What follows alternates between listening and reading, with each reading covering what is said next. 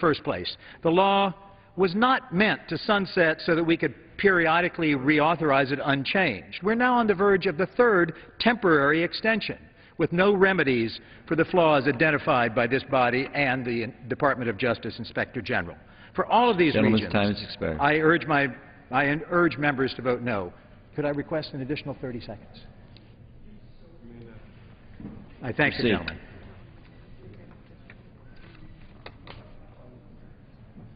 Gentleman from Texas. Mr. Speaker, we have no other speakers on this side, and I'm prepared to close. Gentleman reserves. The gentleman from Michigan. Mr. Speaker, I'm proud now to recognize a senior member of the committee from Houston, Texas, Ms. Sheila Jackson Lee, for 2 minutes. The gentlelady from Texas.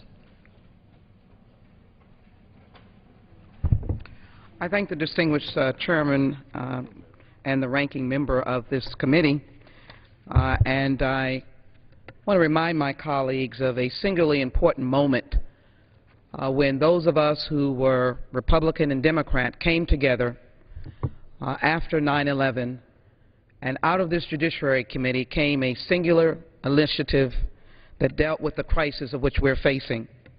I have in my hand the Constitution, and I'm reminded that when the Founding Fathers came together and declared that we all were created equal, they too were concerned about treason, spying, the undermining of government, and maybe even the threat of violence. As we well know how this country came into being, we had to fight a war.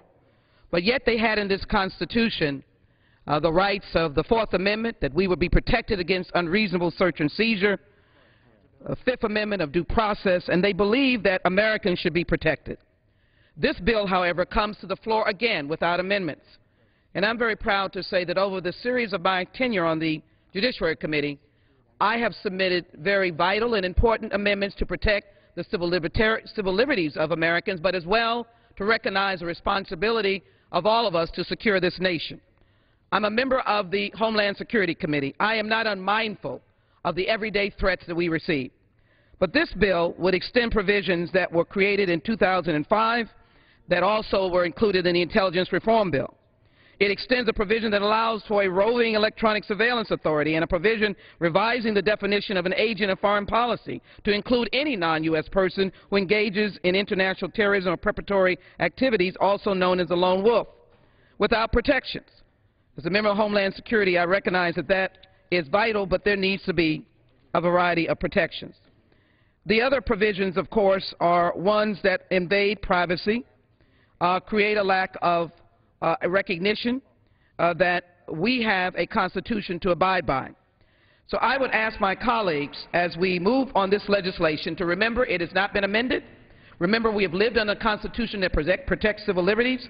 And also remember, it took a lawsuit to allow someone to even say that they had gotten a national security letter.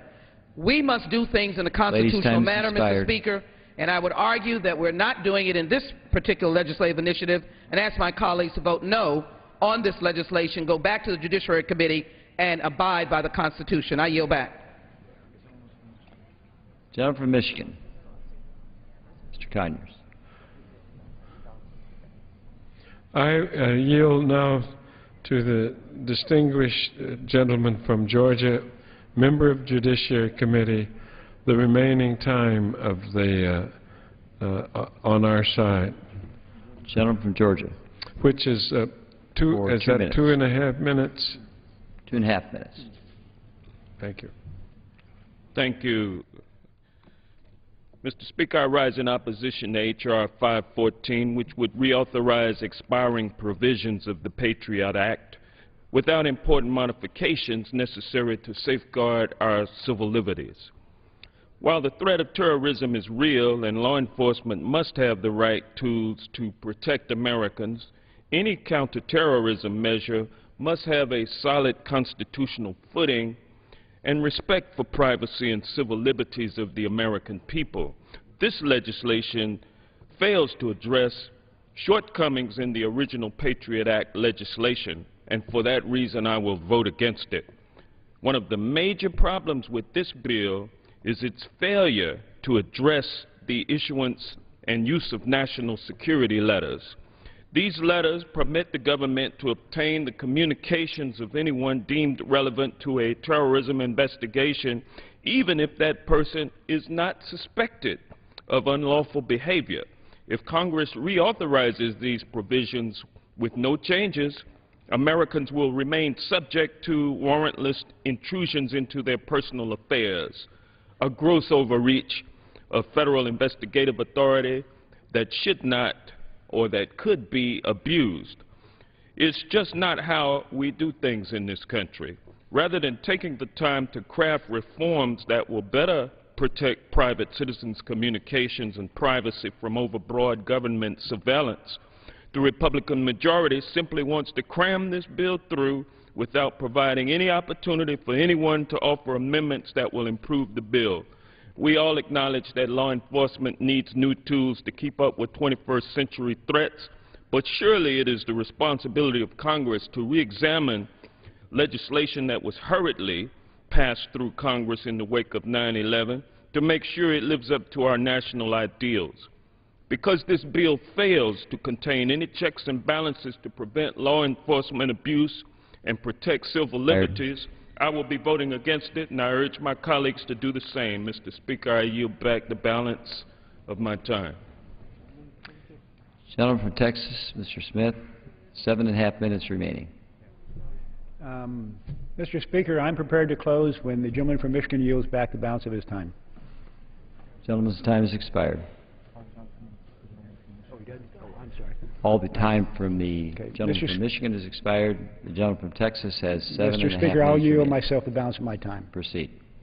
Mr. Speaker, extending the expiring provisions of the Patriot Act will ensure that America's law enforcement officials and intelligence agents are equipped to identify terrorist threats and prevent terrorist acts. The Patriot Act is an effective tool in the war on terror. As terrorists show no signs of ending their plots, neither should our laws that stop them be allowed to sunset. This temporary extension will facilitate further review and reauthorization of these provisions. And, Mr. Speaker, this extension is supported by the Obama administration. I urge my colleagues to support this extension as well and yield back the balance of my time. Yields back. The question is, will the House suspend the rules and pass H.R. 514? Those in favor say aye. Those opposed, no. In the opinion of the Chair, 2/3 being in the affirmative, the rules are suspended. Mr. Speaker, on this vote, I ask for a roll call. Gentleman requests the yeas and nays. The yeas and nays are requested. All those in favor of taking this vote by the yeas and nays will rise and remain standing until counted. A sufficient number having risen, the yeas and nays are ordered, and pursuant to Clause 8 of Rule 20, further proceedings on this question will be postponed. The Chair lays before the House a communication. The Honorable, the Speaker, House of Representatives, Sir, pursuant to the National Foundation on the Arts and Humanities Act of 1965, 20 U.S.C. 955, B Note, I am pleased to reappoint the Honorable Betty McCollum of Minnesota to the National Council on the Arts. Thank you for your attention to this appointment. Signed sincerely, Nancy Pelosi, House Democratic Leader. The Chair lays before the House a communication. The Honorable, the Speaker, House of Representatives, Sir, pursuant to Section 4404C2 of the Congressional Hunger Fellows Act of 2002, 2 U.S.C. 1161, I am pleased to reappoint Mr. James P. McGovern of Worcester, Massachusetts to the Board of Trustees of the Congressional Hunger Fellows Program. Thank you for your attention to this appointment. Signed sincerely, Nancy Pelosi, House Democratic Leader. The Chair lays before the House a communication.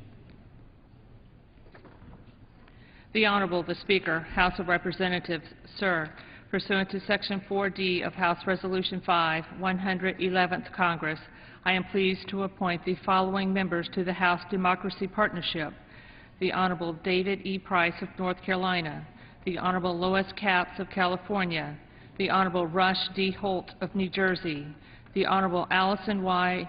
Swartz of Pennsylvania, the Honorable Donald M. Payne of New Jersey, the Honorable Sam Farr of California, the Honorable Keith Ellison of Minnesota, the Honorable Mazie K. Hirono of Hawaii, the Honorable Lucille Roldball Allard of California. Thank you for your attention to these appointments. Signed sincerely, Nancy Pelosi, House Democratic Leader.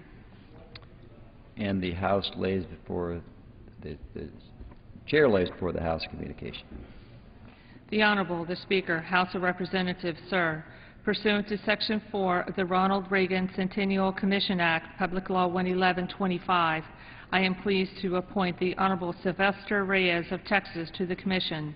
Thank you for your consideration of this appointment. Signed sincerely, Nancy Pelosi, House Democratic Leader.